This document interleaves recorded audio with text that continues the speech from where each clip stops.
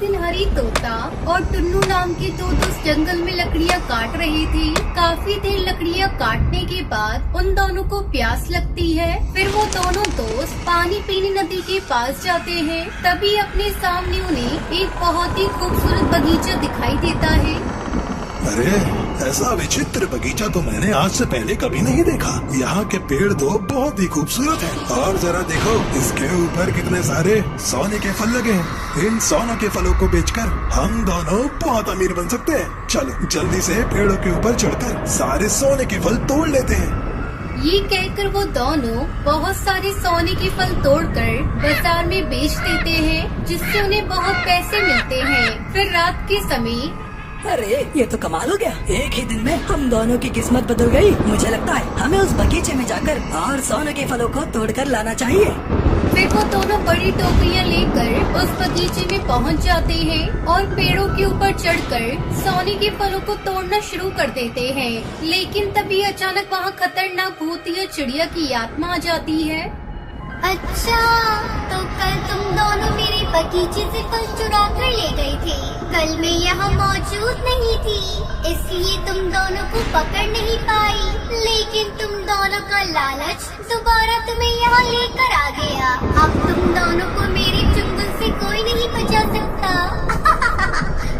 अरे अरे नहीं, ये तो बहुत ही डरावनी भूतिया चिड़िया की आत्मा है। हमें पता नहीं था ये बगीचा आपका है, वरना हम दोनों यहाँ कभी नहीं आते। हमें जाने दो।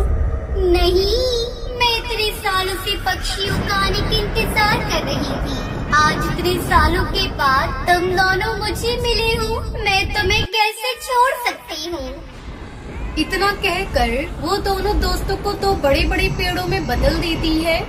अब तुम दोनों मेरे जाल में पूरी तरह फंस चुके हो। यहाँ मौजूद सभी पेड़ पहले पक्षी हुआ करते थे। मैं इसी तरह पक्षियों को पेड़ बनाकर कैद कर लेती हूँ और उन पर सोने के बल लगाकर उन्हें लालच देकर यहाँ आने के लिए मजबूर करती हूँ। ऐसे ही काफी दिन गुजर जाते हैं। एक रात कुछ पक्षियों का ग्रुप उस बगीचे की तरफ आ जाता है। तभी टुनटुनी चिड़िया कहती है, दोस्तों, मुझे लगता है ये कोई मायावी बगीचा है। हमें यहाँ से जल्दी जाना होगा। तभी वहाँ पर भूतिया चिड़िया की आत्मा आ जाती है। आज मेरी किस्मत बहुत जोरों पर है। एक साथ मेरे चुंगल में इतने सारे पक्षी फंस गए। अब मैं तुम सबको हमेशा के लिए पेड़ बनाकर इस बगीचे में कैद कर दूंगी।